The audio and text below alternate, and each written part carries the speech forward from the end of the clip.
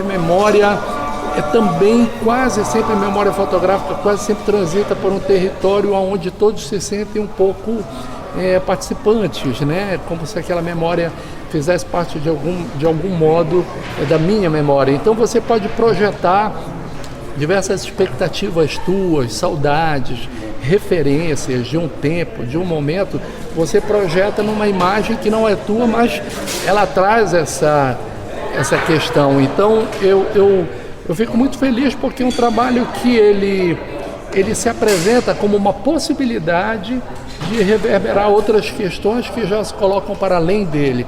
É como se o trabalho ele se apresentasse como um disparador.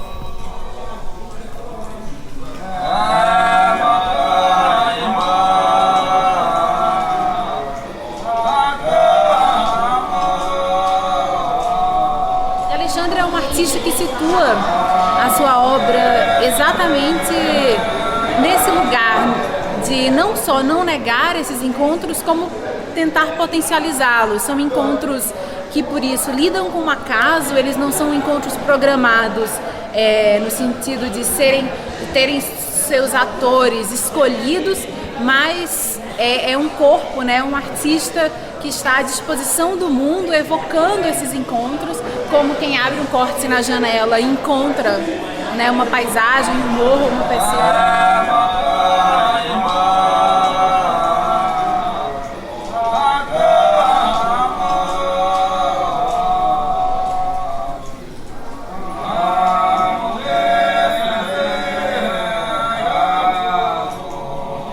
O que se apresenta na exposição, na verdade, são oportunidades de mergulhar, como mergulho agora da água, mas mergulhar no processo dos trabalhos e das relações que ele estabelece, né?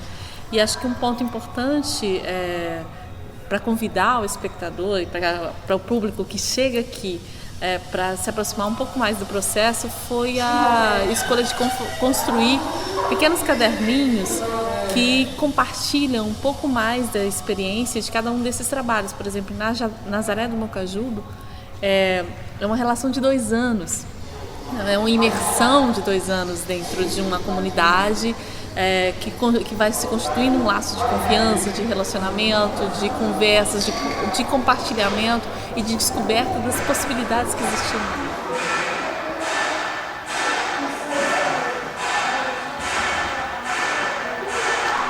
Que ocupa essa área aqui mais central, né, que são objetos que pendem do teto, que é o trabalho que eu desenvolvi em Nazaré do Mocajuba, que são as imagens desses moradores em tamanho real e elas estão impressas sobre os objetos pessoais deles. Então tem redes, lençóis, toalhas de mesa, cortinas, onde sobre esse objeto tem a imagem do dono desse objeto. Então é como se aquela condição da imagem na moldura, enquanto obra, que ela mesmo se basta, vamos colocar assim, enquanto uma apreciação da imagem, ela perde um pouquinho o sentido e ela dá lugar um pouquinho a uma condição de que ela está ali falando de alguma coisa que aconteceu fora daqui, um acontecimento do qual ela é quase que um documento de processo.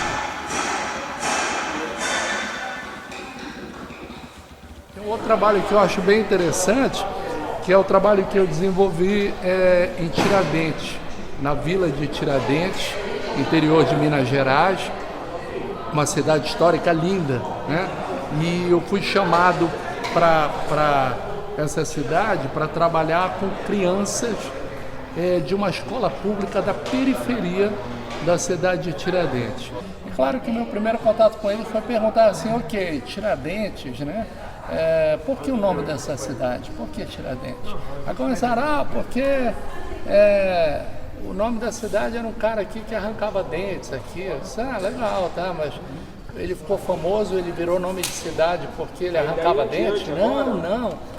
Ele virou o nome da cidade porque ele era herói. Eu falei, que legal, herói, que bom, né? E aí um garotinho de lá de trás do grupo falou, mas eu também sou um herói. Eu falei, você também é herói? Ele disse, eu ajudo a minha mãe e ajuda minhas irmãzinhas, e por isso eu sou herói também. O senhor, que legal. E outros começaram todos vindo atrás dele, eu também sou herói, eu também sou herói.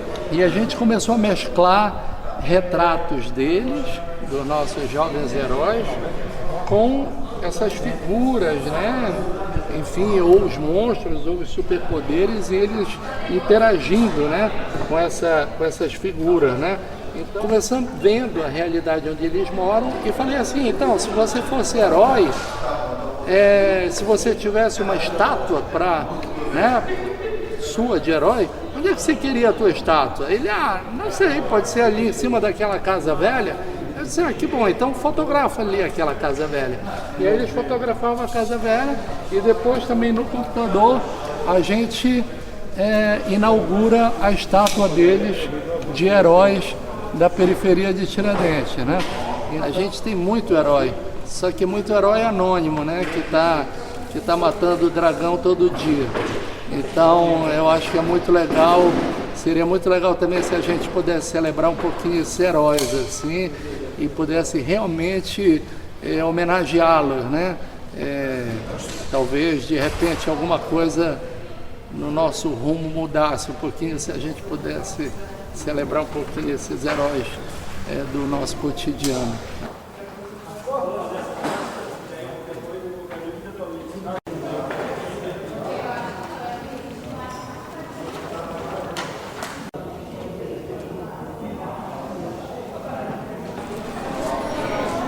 A prática do artista é, portanto, a construção de plataformas polifônicas, assim, né? Como vocês podem ver agora, em que existem muitas pessoas visitando a exposição e trazendo suas vozes essas que se misturam às vozes que aqui já estão e que são ecos, né? Alguma espécie de memória afetiva dos muitos encontros de que é feita a obra de Alexandre. É uma obra que não tem uma voz, mas muitas vozes, né? Não tem um autor, mas muitos autores. Não tem um jeito de olhar para o mundo através da fotografia, mas muitos pontos de vista, muitas perspectivas. Essa polifonia é, de certo, uma das principais características do artista e é uma polifonia capaz de abrir, inclusive, o território do trabalho para discos voadores, figuras míticas, enfim. Inclusive, duvidar um pouco dessa autonomia do humano, né? Tentar convocar outras formas de falar muito distantes da gente. Ali atrás, olha, uma imagem ali de gravetos, que é num outro lugar, num trabalho que eu desenvolvi no interior de Minas Gerais, numa pequena vilazinha, no meio da Serra do Cipó, onde eu conheci um garoto de 13 anos de idade que estava muito preocupado com o futuro que estava chegando. Curiosamente, o asfalto estava sendo preparado na estrada que ia para a vila dele, e isso iria fazer com que a vila, né, passasse a receber um volume muito maior de visitantes. Mas ele, né, no seu universo infantil, com 13 anos de idade, o Rafael se referia como uma ameaça de invasão de discos voadores. Ele dizia, estou muito preocupado que a vila está sofrendo uma ameaça muito séria de invasão de discos voadores, e eu preciso de alguém que acredite em mim e me ajude a proteger minha vila. E ele fez um projeto, desenvolveu um projeto e me convidou a construir com ele uma armadilha para capturar os discos voadores. E a armadilha está sendo reconstruída aqui dentro do museu. Essa nossa ação também lúdica, né? Romântica, acabou sendo compreendida não só pelos moradores da vila, como também pelos visitantes, os turistas que chegavam, como um dado muito especial. E o Rafael começou a ser reconhecido na vila realmente como grande guardião da vila, né? E essas dinâmicas como a armadilha ou várias outras, a gente sempre documentava fotograficamente. Elas viraram postais, começaram a ser vendidas como postais na vila toda, todos os turistas comprando os postais e querendo saber o que era aquele garoto, quem era aquele garoto que era o guardião da vila.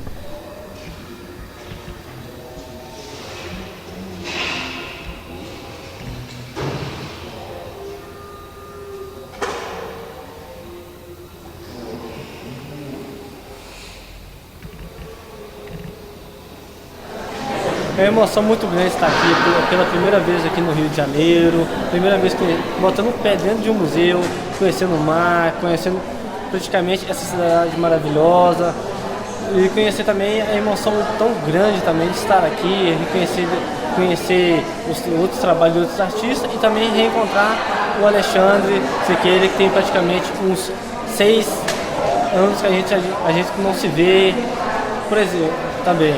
Um trabalho muito importante para mim, que era uma criança na época, não tinha identidade do que isso ia percorrer pelo Brasil todo, ainda mais chegar aqui no Museu do Rio de Janeiro, no Museu do Mar. A armadilha realmente ela foi feita através de uma brincadeira. Tava com 13 anos na época, eu falei assim, não, Alexandre, tô numa ideia de uma armadilha aqui para poder pegar discos voadores, porque o pessoal de antigamente aqui tinha relatos, tinha muitos discos voadores, eles colocavam isso no meio das plantações. Aí eu ficava com muito medo dessas coisas de discos voadores, falei assim, vamos fazer uma armadilha para poder espantar isso aí, para poder, porque esse vai trazer futuro, vai trazer um monte de coisa para cá, essa aqui vai virar um pardeneiro, isso aqui vai virar Lapinha da Serra, daqui uns anos, daqui uns tempos, se esses realmente discos voadores virem. Aí a gente fizeram esse trabalho da armadilha, fizemos no campo lá e fizemos umas montagens, temos trabalho de montagem, depois finalizamos, voltamos lá à noite e tiramos foto da armadilha à noite e ficou super coisa boa, mas era uma coisa de criança e não sabia que ia ter uma repercussão tão grande igual essa.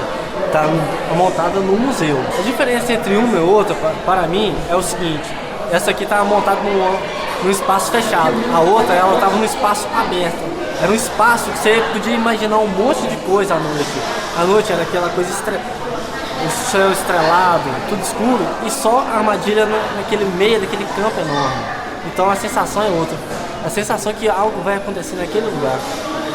Essa é a sensação, a diferença para mim das duas armadilhas.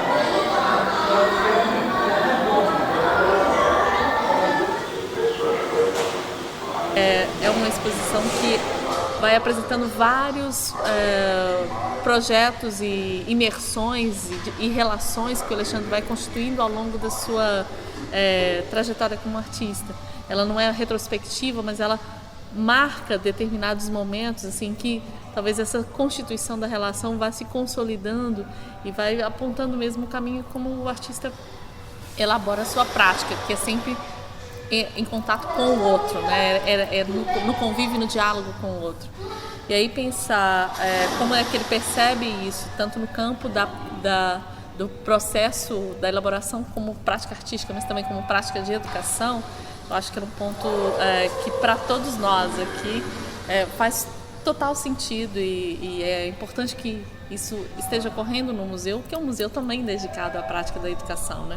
Por exemplo, essa série de trabalhos que estão aqui atrás, que são os projetos que ele relaciona ou desenvolve junto com organizações não governamentais e projetos que envolvem formação e troca com jovens em diferentes situações e que, numa dada medida, é uma experiência educativa, mas ao mesmo tempo é uma experiência relacional e que se desdobra numa oportunidade de encontros e de constituição de imagens que se dão muito dessa assinatura coletiva que perpassa a produção do Alexandre como um todo, né? É sempre ele com as pessoas, né? E não uma construção de uma pesquisa dele sobre as pessoas. E isso não está presente só no fato de que as pessoas compartilham as suas imagens, mas também os seus tecidos, os elementos que compõem a sua casa, mas também uma série, ou essa paisagem sonora que se configura como parte integrante do trabalho, mas também uma série de outros processos que não poderiam não ser visíveis somente pela apresentação desses dois elementos. E daí a constituição dessas publicações que ficam disponíveis para o público nas estruturas e os bancos da exposição é mais um convite para mergulhar dentro das experiências e dos projetos que o Alexandre propõe, né?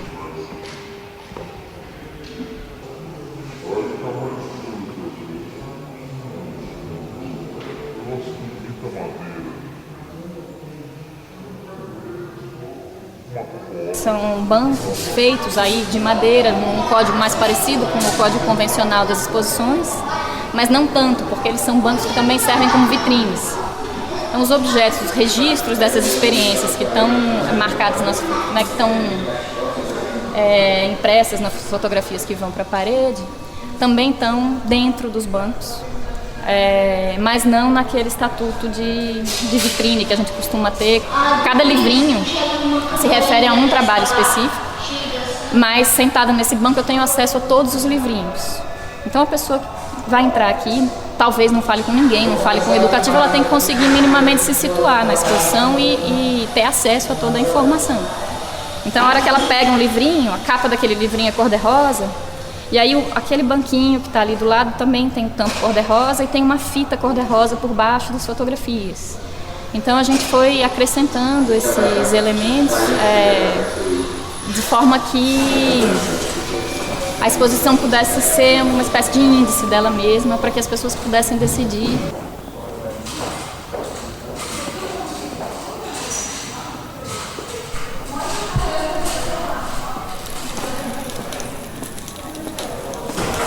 Existem práticas assim que são silenciosas na calada da noite, às vezes de difícil documentação, mas eu ouvia a partir de relatos bem assustadores, por exemplo, pessoas que vêm, capangas, e no meio da madrugada entram nos cemitérios desses quilombos e arrancam todos os ossos das sepulturas, jogam os ossos todos fora e incendeiam os cemitérios para que as pessoas percam o vínculo, né, afetivo com o lugar.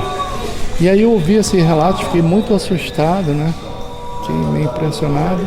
E num outro momento, numa outra condição, eu estava numa festa de finados à noite, numa vila, e eu estava num cemitério à noite e um garotinho pegou um toco de vela assim, jogou no mato e incendiou todo o entorno do cemitério. E na hora, eu vendo o incêndio, me veio na cabeça o relato daquelas práticas que raramente são documentadas porque elas acontecem na calada da noite.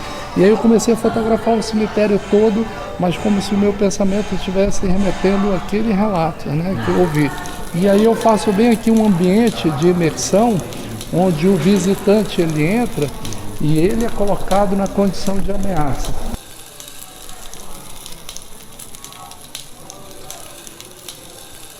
Então, essa instalação ela tem uma peculiaridade que é uma luz mais teatral, mais dramática. Então, onde tem essa foto com as labaredas, então colocamos uma luz âmbar para dar uma levantada no fogo, como se o fogo estivesse vindo realmente vivo. O som também dá essa impressão. Então, usamos uma cor mais alaranjada, que na verdade se chama âmbar, um âmbar 21, que é o de um fabricante. E recortamos a luz usando outro tipo de equipamento, que é um elipsoidal, que ele tem facas que possibilita cortar toda a luz que vai para cima, toda a luz que vai para baixo, concentrando ela só nesse facho. As instalações elas merecem um cuidado especial com a iluminação, uma vez que elas não são o convencional, como é obra de arte pendurada em parede. Uma das instalações que nós temos aqui é essa instalação da Constelação, que vê aqui logo atrás, que ela recebe uma iluminação por dentro da obra, revelando o aspecto por trás. Então ela exigiu a construção de um backlight, que é nada mais é que uma luz por trás, né? E que eu posso indicar, vou mostrar a vocês por aqui. Foi feita uma instalação então usando lâmpadas fluorescentes, e ela abre um espectro muito grande de iluminação, um raio muito grande de iluminação. E ali nós temos negativos e monóculos, que é a mesma coisa que você estivesse olhando para a luz do sol, como você olha o seu monóculo antigo em casa, você ainda tem, né?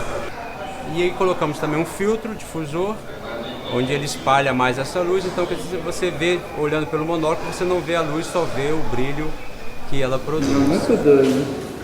Olha isso aqui, que impressionante.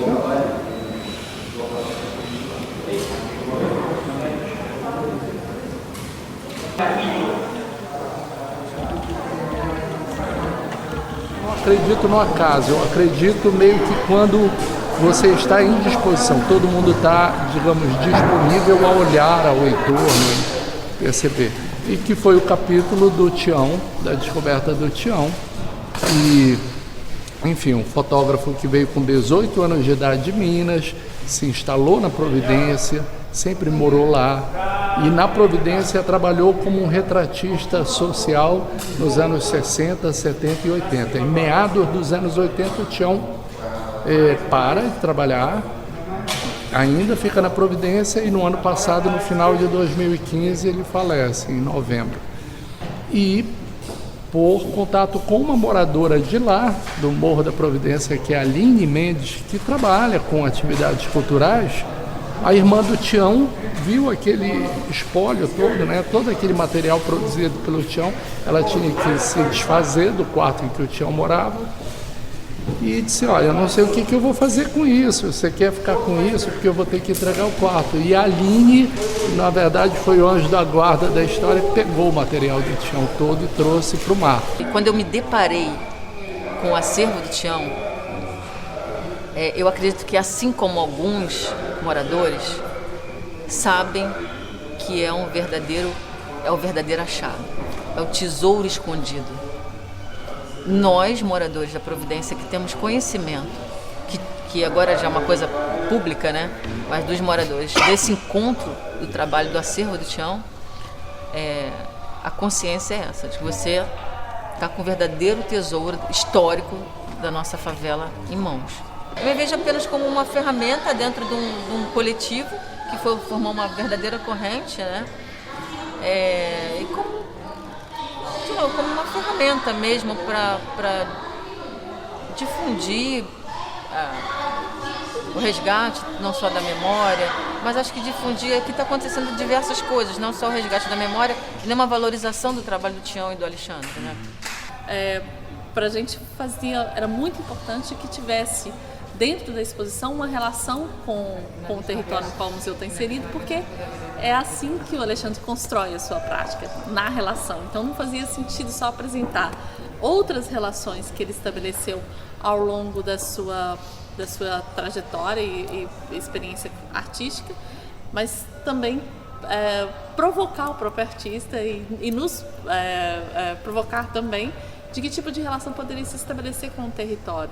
Para nós do museu, não fazia sentido simplesmente organizar, arquivar, catalogar, mas era fundamental que ele fosse apresentado como uma possibilidade de participação e de construção coletiva, porque ele chega aqui a partir de todas essas redes de história e de oportunidades de participação. O principal entendimento do trabalho é que isso não é um trabalho, mas é uma espécie de processo em aberto, um laboratório que parte de um acervo, né, do acervo de Tião, e principalmente convoca pessoas a olharem para esse acervo, a se apropriarem desse acervo das maneiras que lhes convier.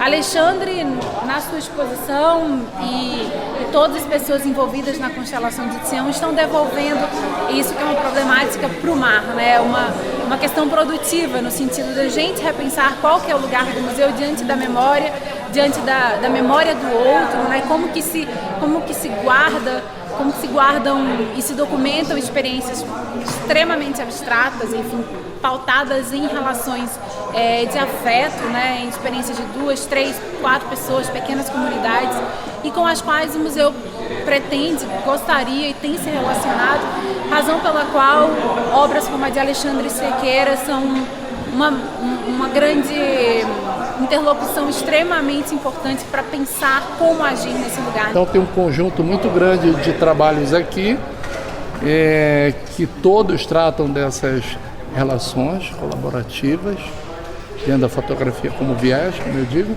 e o do Tião vem entrar como a peça final, né? A peça que de certa forma eu desenvolvi na cidade que me acolheu e com o museu que me escolheu, na verdade, para fazer a celebração de quase 20 anos de trabalho.